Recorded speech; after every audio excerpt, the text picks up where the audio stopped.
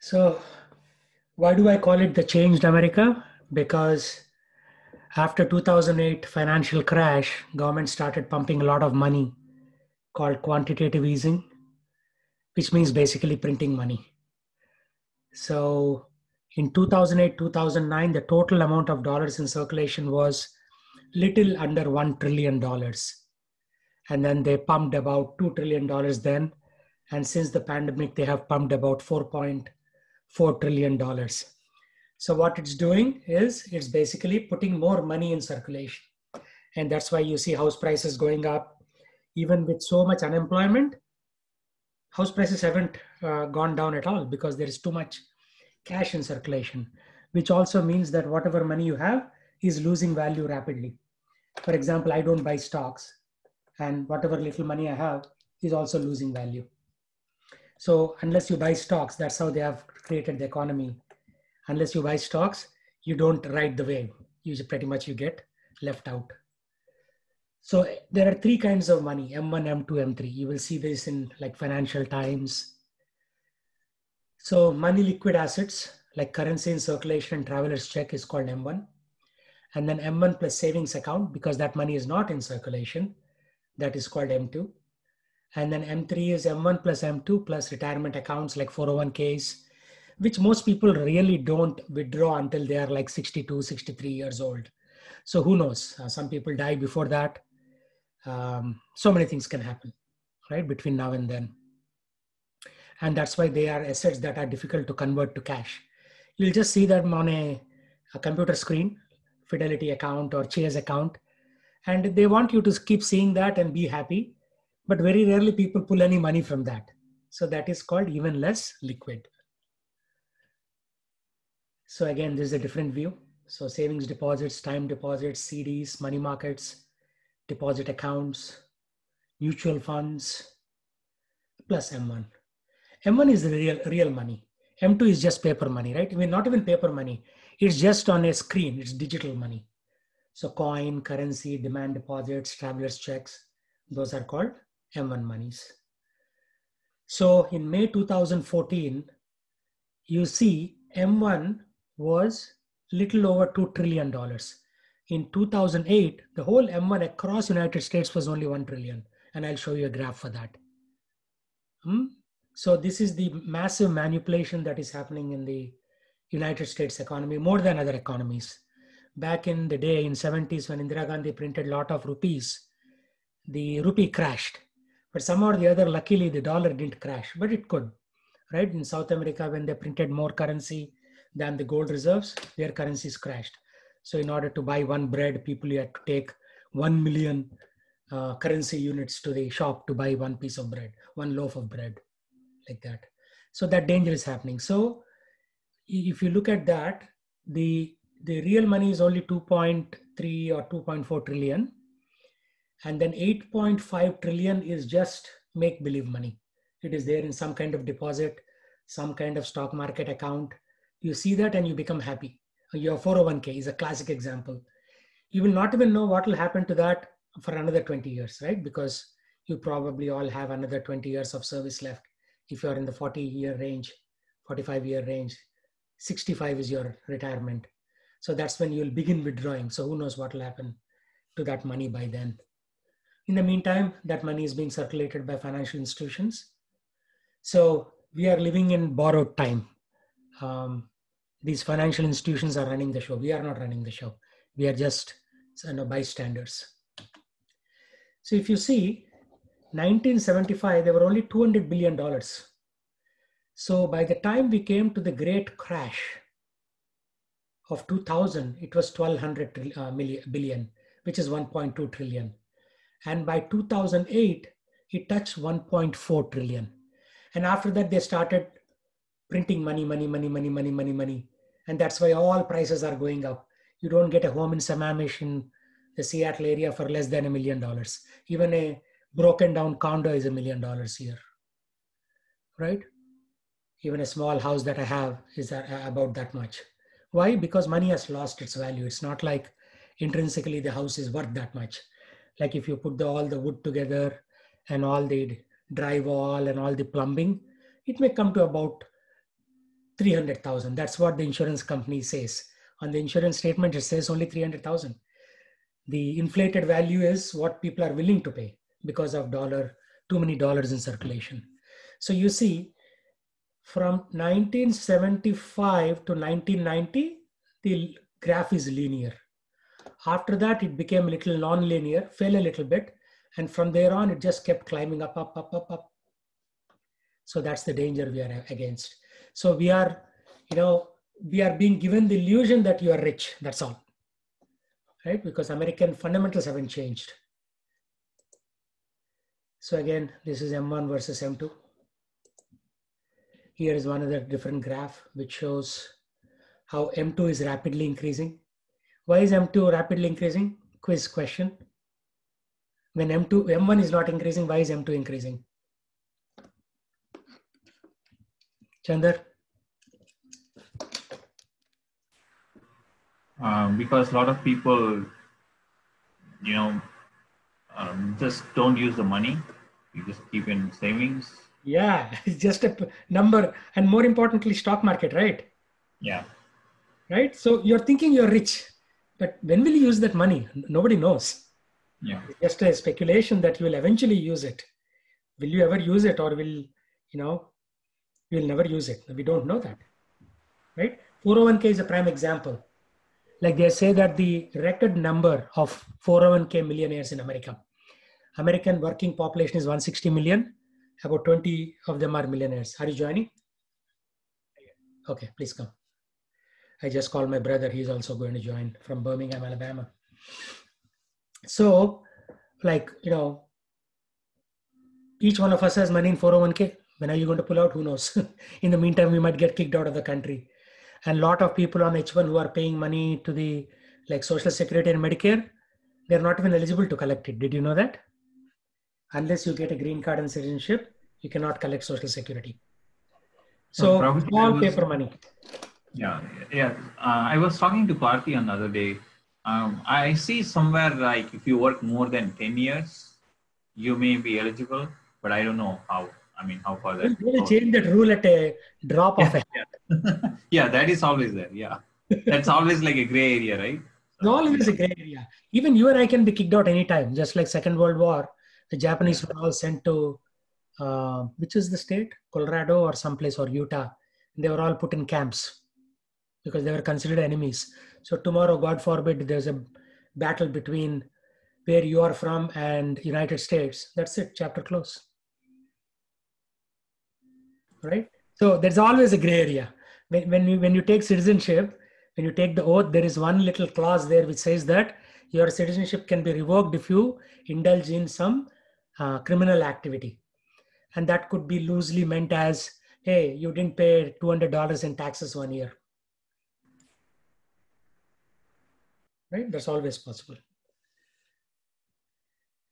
So again, money supply, if you see there are different gradations, M0, MB, M1, M2, M3.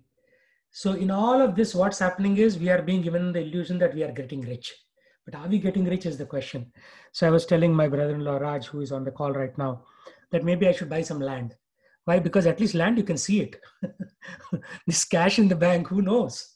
It could be just like in the Second World War, all the Jewish bank accounts were frozen. Did you know this?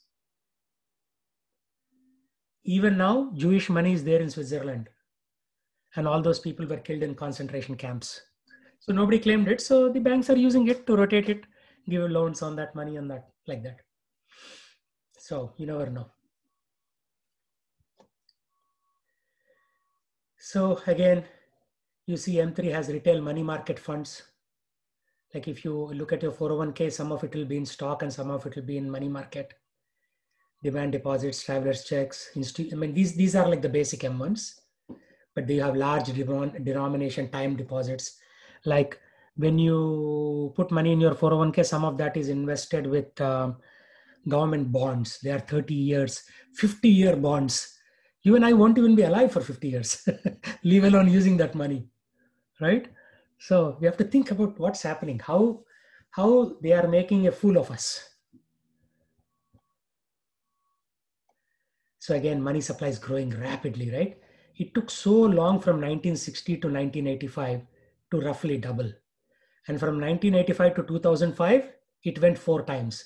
Means more cash in circulation. So one of my colleague who used to work for a financial institution, he works at work with me. He was saying don't worry about stock market, don't worry about housing. The biggest thing you should be worried about is deflation. Means money is losing value rapidly. And you see, this is also year-on-year change in M1 money supply. So it is not always like M1 was going out of control. Like if you really look at it, under the Obama era, there was some control. Under George Bush Senior, there was good amount of control. Junior, George Bush Junior, there was good amount of control. Obama, there was good amount of control. And George Bush Senior, there was good amount of control. What has happened in the last 1 year? Whoosh, it's like an Apollo 5 rocket. 3, 2, 1, fire. So they started printing money. So this is what it is. So we are living on borrowed time, if you know what I mean by that statement, right? Sooner or later, this, what is it called? Alice in Wonderland story will come to an end. Initially, it looks fun because you print more money, you buy more things, Amazon stock goes up. Amazon took 25 years to go from $10 initial issue to $2,000. And it took 6 months to go from 2,000 to 3,200. Is something wrong with this picture? Do you think it is natural? It took 25 years to come to 2,000. And it took 6 months to go from 2,000 to 3,200. Sab kuch theek hai?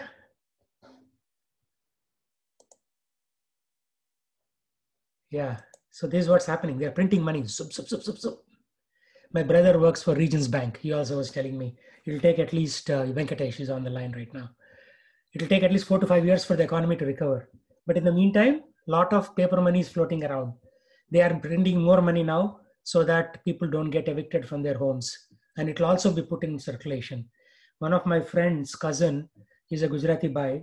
He has gas stations, a string of gas stations. He's saying now record people are buying lottery tickets. Because of the government stimulus, everybody has more money than before. Like before, when they were working for $10 an hour, they used to make X.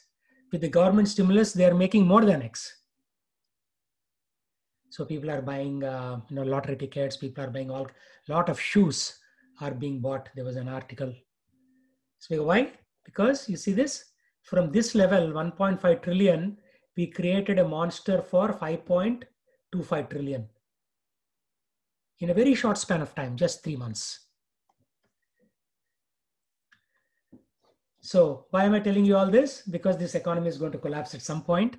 Just like Warren Buffett was saying, everybody thinks they will leave the party at midnight, except that there are no clocks in the ballroom. Ballroom is people where people dance. Warren Buffett is the smartest guy on the planet, actually. That's why he's not like Elon Musk or Jeff Bezos. They don't believe in this artificial stuff. He's like, he earned every penny by hard work, right? He knows where to invest. All these, in just 3 months, Elon Musk crossed Warren Buffett in wealth because Tesla stock keeps on going up, from 400 in March to $2,000 right now in just a span of March to August. How many? 4.5 months. Because too much free money floating around. So why am I telling you all this? This economy is going to, if it's not going to collapse, at least it's going to go sideways. There'll be, as it is, there is good amount of unemployment. There'll be more unemployment. And Srila Prabhupada, the founder of ISKCON, said, buy land, grow your own food, right? When the economy collapses, you cannot eat your computer monitor. You still need to have food. So that's why I was telling my brother-in-law the other day, maybe we should buy some land. And this is not because I'm very smart. This is because the leaders in ISKCON are saying we should become self-sufficient by growing our own food. Worst comes to worst, you can at least have food, right? Like after the COVID hit, for 2 weeks, we didn't have rice. I mean, luckily we had some bag of rice at home. Sold out in Apna Bazaar, the local Indian store. Sold out in Walmart, online also. Amazon, they were selling one $5.48 Nishiki rice bag for $49.99. And that's going to happen again as the second bout of Corona hits. It's likely to happen. Again, we don't have a crystal ball, but that's likely to happen. Again, you see, it took a long time to come to here. And it took just a matter of few short years to boom, boom, boom, boom. This is all called quantitative easing, printing money. See, Microsoft stock, when I used to work there, always hovered between $18 and $20. And now it is $200. So it took Microsoft 35 years to come to $20 from $10. Huh? It took 25 years. And it took only 5 years for it to go from $25 to $200 now. Why? Cheap cash. So yeah, we have to understand this fundamental principle, how everything is suddenly ballooning up. But more importantly, we have to protect ourselves. Nobody's going to protect you, right? If you don't pay your mortgage, they'll just simply kick you out of the home. I mean, initially there may be some tolerance period, 3 months, and maybe Trump will say, Bare Baba, don't kick them out for another 3 months. But ultimately the game of musical chairs is going to stop. This is one other picture. You see this gentle graph growing, which is normal, right? I mean, as economy grows, your money supply should grow. And then rocket going up. And partly it is not all Trump's fault. It is Obama's fault also. Obama also started printing a lot of money. He's like Indira Gandhi Jr. So here is another diagram of money as a store of value versus money as a means of exchange. There's always the tension between these two things. So store of value means you are relying on your 401k to retire and use that money. But what if by the time you retire, a loaf of bread costs $600? Although you may have like $500,000 in your 401k, that may mean nothing. That's not really much. You see the point? So it's a challenge for all of us. I mean, America was a great country until about 2008. And then things started going south.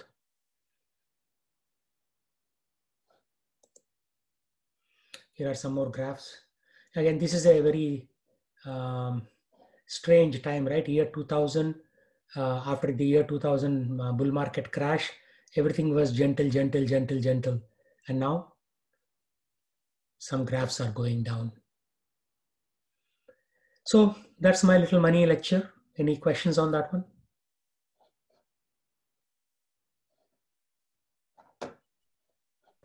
No, Guys,